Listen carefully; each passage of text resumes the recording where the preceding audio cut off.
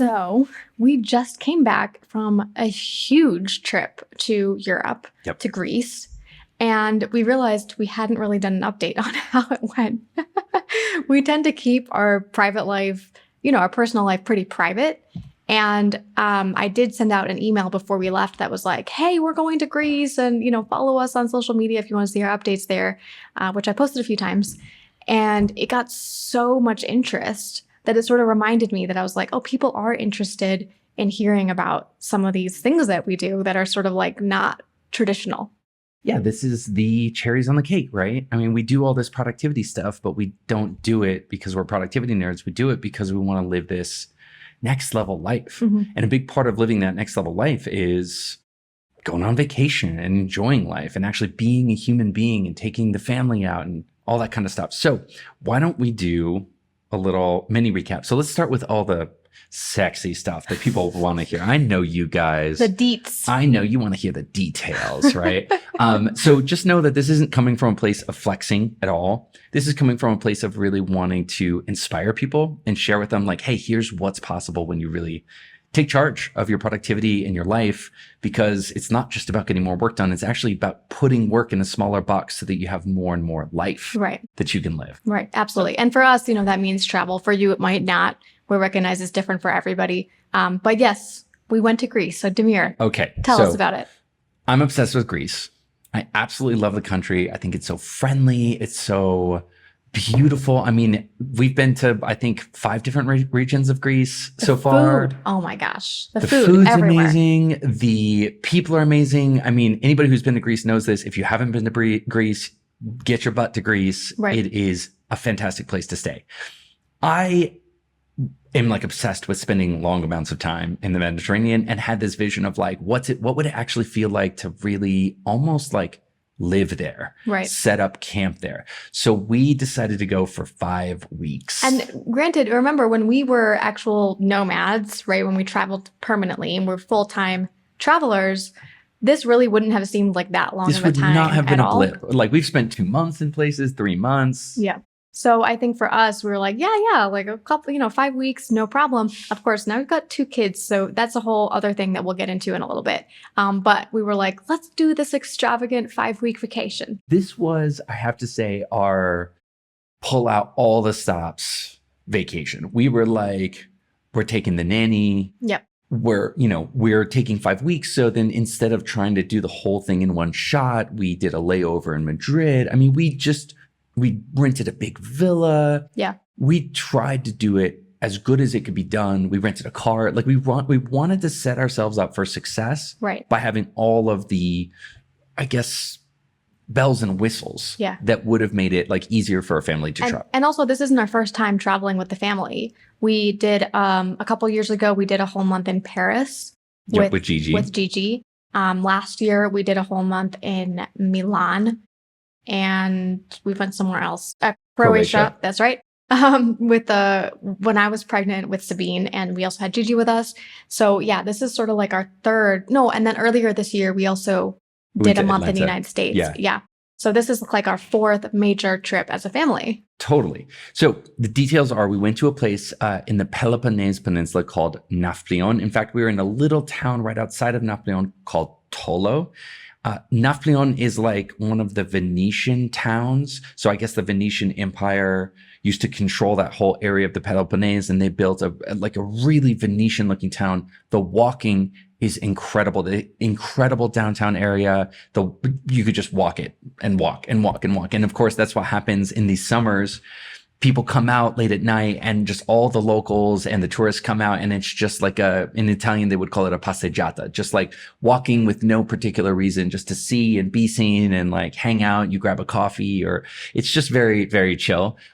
So cannot recommend the area that we were in enough. Yeah. Now I want to talk about Tolo for a second. Yeah. Tolo is an amazing spot. So if you're listening to this podcast, I want you to know about it, but I don't want you to tell anybody else about it, because only you guys get to hear. It's not like Nafplion in that there's nothing Instagrammable. Right. And here's my little hack for Greece. Find all the places where people take Instagram photos and do not go there no matter what. Mm-hmm. If this place is Instagrammable, it will be miserable. Overrun with tourists, overpriced. Absolutely overrun. So just avoid all of the places that you would see an Instagrammer go. Tolo's a great example of a place that there's nothing to go and take a picture of. It's just a great little beach. Oh, such a good beach. It's got sand. It's got incredible restaurants there. It's sort of like a, middle class vacation spot for Europeans. Right. So you'll see a lot of like Germans and Dutch and people coming down there to vacation with their family. And so in that sense, it's not like we have some picture that we can show you and be like, oh, we went to this, Santorini or whatever. But I frankly think that those places like Santorini are miserable to go because of the tourists. Well, and plus, so we had kids, obviously. And so our main priority was, hey, they got to get in the water, right? Yes. Just walking around to town all day with kids is like the worst possible thing. They don't want to do it. So this beach was so great because even our 3-year-old who's short she could run right out, many meters. I don't know. What do you think? 5 meters or so. And she was still at her waist. Yeah. I mean, you could go out 100 meters out into the water and still an adult would only be out to their waist. So it was a very long, shallow beach, no waves, sand to play in, and real sand, not pebbles, but like real sand. I mean, it was just amazing. It's just ideal. And plus, because it was so hot when we went, like the first couple of weeks were too hot, brutally hot. It was so great to just go to the beach every single freaking day. This is going to be the memory that we have from this is every single day we would wake up and I would go down to the beach before the family and I would put the towels on the chairs, sort of like reserve our spot. And then I would come back up, we'd get the family ready, we'd drive down to the beach. I'm talking about people, this is every single day. We didn't miss it like one day in the 5 weeks. Every single day we'd go down there and we would post up at the beach and we'd be at the beach from like 9 until 1. Mm-hmm. And there was somebody coming and bringing food and drink. It was absolutely amazing. There's a great little bakery right nearby. And then a couple times we rented a boat and drove out around a little island that's out there. That was so much fun. Incredible. There's a little private beach out there that we went to. So it was just fantastic. And then about a little way into the trip, we had some friends come. Another couple came and joined us. And that made it even more fun because then about halfway through the trip, when we were starting to be like, not like getting bored, but just more like wanting some additional stimulation, boom, we had another couple come in and then we could start hanging out with them. So I would have to say, highly recommend Tolo for families. If you don't have kids, it might be a little too tame for you, but highly recommend Nafplio for everybody. Nafplio is just a great place to visit. And the Peloponnese Peninsula in general, A+, just loved it. Yeah. I will say a couple considerations for Europe that we sort of realized are, these hot temperatures aren't transitory. Yeah. We're going to be getting more and more hot temperatures. I think the season is moving. Yeah, it was too hot. We were there, let's see, mid-July to mid-August. And actually it was those first 2 weeks that we were there in mid-July that were overly hot. And then by the time we were already ready to go, it had cooled down just fine. It was great. Yeah. Idyllic. We were sitting next to somebody at the beach who said they'd planned to go into Athens and walk all of the sites, and they did it for one day and they were like, we might die. This is so hot that we might die. We sent our nanny to Athens to do that because we wanted her to make sure to have seen Athens before she left this was for her first time in Europe. And she was like, one day was good. She was like, I'm glad to be back.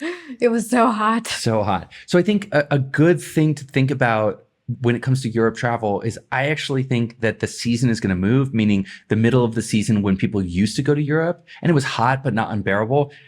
I think that's going to be boiling. And the only thing you'd really want to do in like July and August in Europe is like be on the water. Mm-hmm. And I think for us, given that we were on the water, it was great. But it was super, super hot and you did not want to consider doing anything else. We didn't want to tour any archaeological sites or do anything else that was not just getting into the water. Yes. That means that I think the May-June period and the September-October period might become a little bit more of like the overflow. Right. Where if you're actually going to see castles and do tours and stuff, you may want to consider not going in that July-August period because I think we're just going to see more and more of these heat waves. Oh, yeah. And then so after we stayed in the Peloponnese Peninsula, we also then took a week and we went to the island of Corfu, where we had planned our annual Power Couples trip.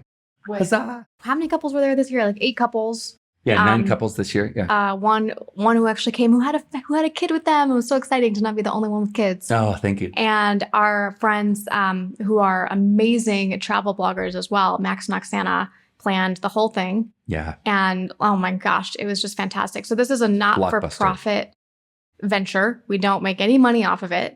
And because we've got such a great team of couples that help plan and execute it, I mean, the quality is just insane. I'll give you a small example. Like, there was a catamaran day. Oh, yeah. And I've been on a catamaran. We go on catamarans a lot, right? Yeah. The 2-hull boats that are pretty big, but they're not like yacht level. Yeah. So we go, and I'm like looking for the catamaran, and like looking, and then I see Max waving to me from this 3-story yacht. It was, and I was like, crazy. Max, this is not a catamaran. He's like, yeah, this is a power yacht. This is a yacht. It seriously would have fit 100 people, and here we are, like 30 of us or something. It was nuts. It was spectacular. I mean, the highlight for me from the Power Couples trip was we did a 7-course tasting at our villa. So we actually had these people come, and it was a paired wine tasting with the food. The wines were so good. It must have taken us 3 hours to get through the food and the wine, which is great because there was so much wine that we needed that 3 hours to like metabolize them. And then when we were all nice and like lubed up, you know, everybody was having fun. We didn't have to get in a car and go anywhere. We were at our villa. And so then the dance party just sort of erupted like naturally. It was fantastic. We were at the end literally screaming with delight. People were so happy, and many more. I don't want to make people too jealous, but there was a cooking day where we had a cooking course that was also tremendous, and the food was amazing. So, all right, why don't we just pause that section of this discussion? I wanted to sort of highlight a couple things. I think the main thing I want people to take away from this is when you get your act together, when you get productive, and when you get organized, and when you get ahead of the ball, these are the things that you can have the time and even, yes, the money to be able to arrange in your life, connecting with friends. And I want to be clear, we didn't just throw money at that trip. We organized it. We needed time to organize it. And so that's another thing is like, there's some things that you would have to have 10x income to be able to buy for yourself. But if you just had a little bit of extra time, you could plan it for yourself. So just wanted to highlight the connection to productivity. You know, we get to have these things because we focus on doing the basics better. Right. That's all it is. And the build up over time of continuing to do those basics, continuing to refine our systems, continuing to just like tweak and tweak and tweak. And that's really all it is. So not everything can be peaches and cream all the time. So Carey, let's talk a little bit about, let's get real here. What didn't go right with this trip, or what did we learn from this trip? Do you want to go first? Yeah, so I'm happy to jump in here. Well, we learned something pretty critical, which is, especially with the kids now, 5 weeks is too long.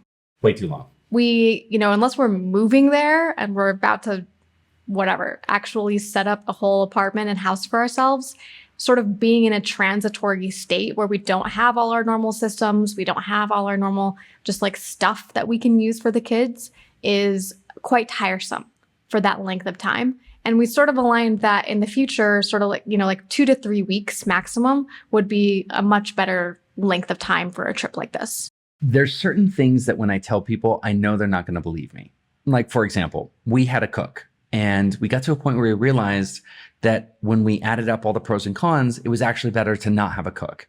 And I know there's so many people out there who say to themselves, but it would be so great to have somebody cook my meals. But you're not thinking about, like, you got to tell them what to cook. And you got to create a schedule for them. And there's a lot of ins and outs where not everybody's on the same diet. Maybe your kids want this and you want that. It's not that simple, and it's not that easy. So there are certain, I guess, things that we want to make people aware of in terms of these like luxury goods. And the reason I want to make them aware of it is that actually you don't need 5 weeks in Europe. I think a lot of people will look at us and be like, oh, 5 weeks in Europe. I'll be honest. There's something between week 2 and 3. That's the magic spot.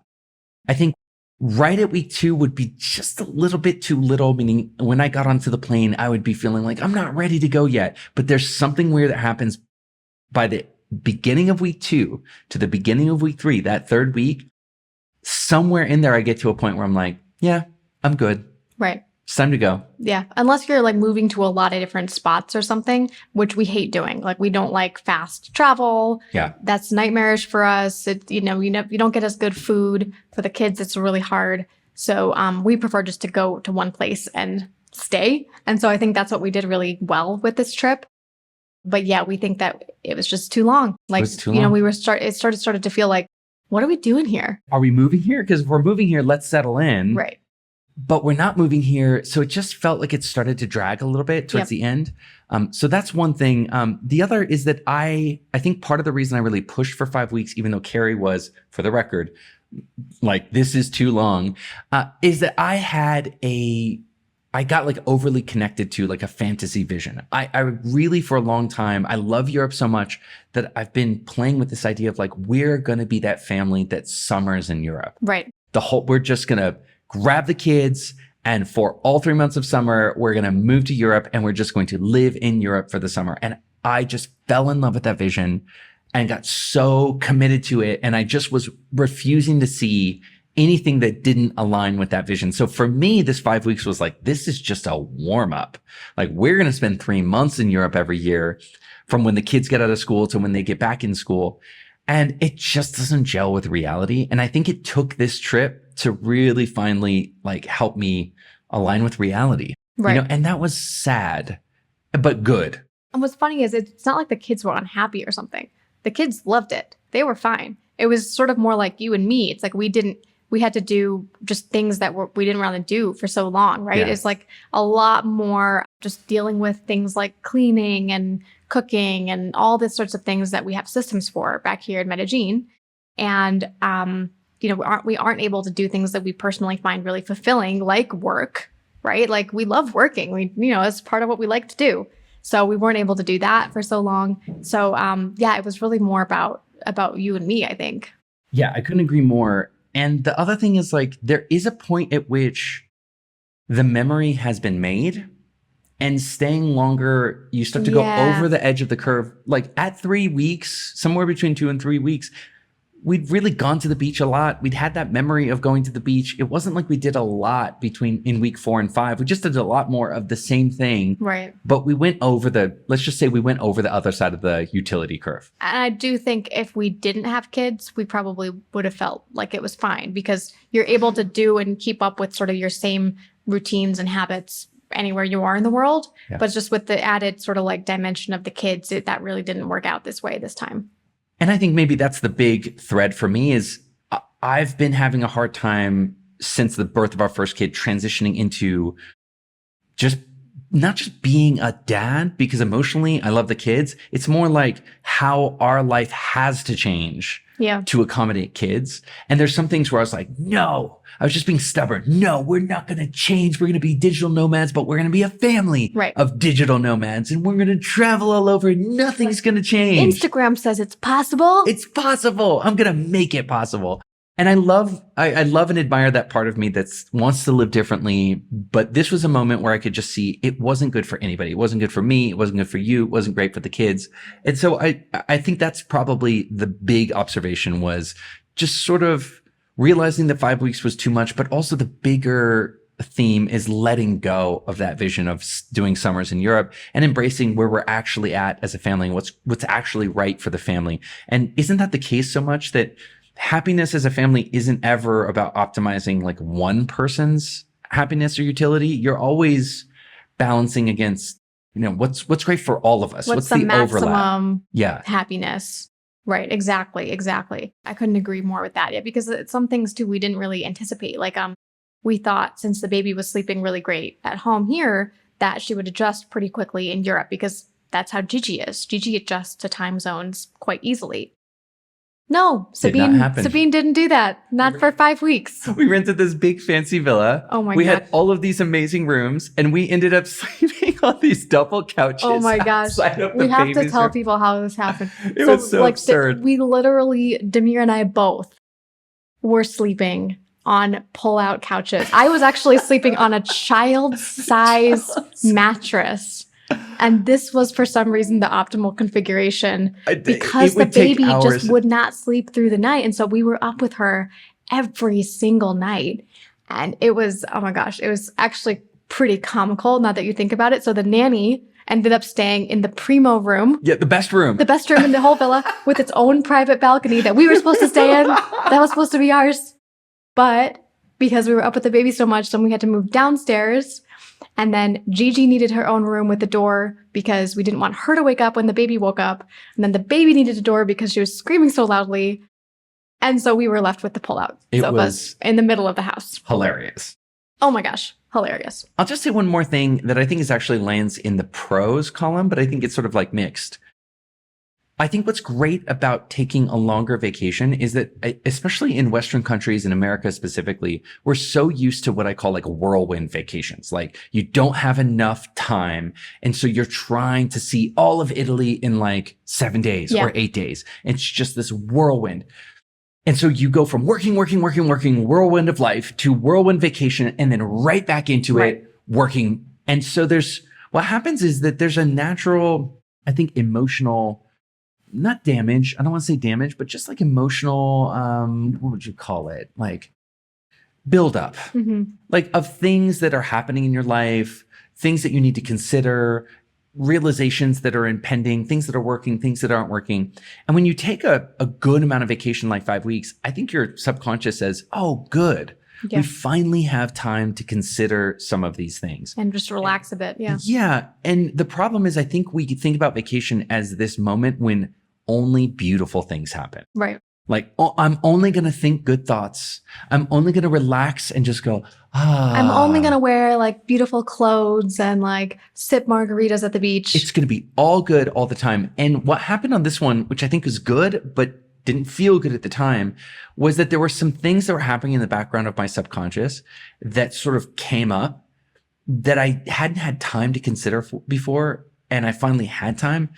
And they weren't great things. I mean, I'm not even going to go into it because it wasn't like so bad. It wasn't so bad. It just was stuff that was like, oh, this thing I want isn't going to happen. And this other thing that I've been planning on probably isn't going to happen. It just, or like the way I'm being isn't working. Disappointments and. Yeah, just some realizations that I had been sort of burying in the back of my mind sort of popped up. And actually, I've come to appreciate that that is ideal to deal with in vacation. Yeah. Like vacation is a great time to have hard conversations with yourself, have hard conversations with your partner, but not just bad, but like work through it. Right. Work it over, talk about it. And so, I also encourage people to consider that when you do get to the moment when you're taking 2, 3, 4 week vacations, just consider that that's enough time for your subconscious to sort of bring these things up and process them. And that's good. Yeah. But it doesn't necessarily always feel good in the moment. Right. Totally. Yeah. I absolutely agree with that. Awesome. Why don't we wrap it up here? Gang, thank you so much. We'll be doing more of these mini vacations in the future. We'll give you some boil downs on that. And of course, I'm doing my Tribe Talks Live, Demir uncensored and unfiltered. Sorry, I keep saying uncensored. It's just unfiltered. He's not going to swear, cursing. all right? I'm not going to swear, He's cursing. It's unfiltered. But I'm always happy to take questions about lifestyle design and vacation planning, so you can always drop a question. That's for all of our Lifehack Tribe members, by the way. You get access to all sorts of live calls, but one of them every month, actually 2 of them every month, are those Demir unfiltered members-only podcast episodes that are just amazing. Awesome.